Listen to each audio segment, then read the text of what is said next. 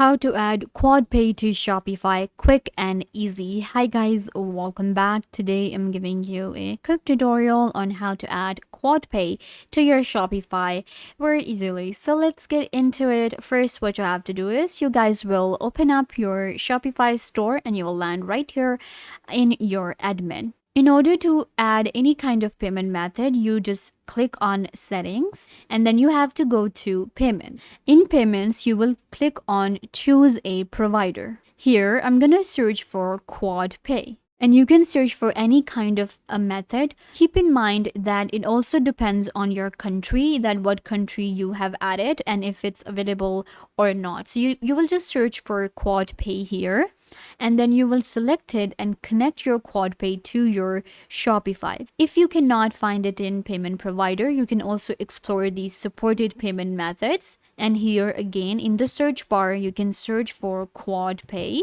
And then you will connect your Quadpay to your Shopify. So it's really easy. Just go to payments and search for a provider and search for Quadpay, connect it to your Shopify and accept your payments easily. I hope that I was a big help. Don't forget to give this video a big thumbs up, leave a comment down below, turn on bell notification and subscribe to the YouTube channel.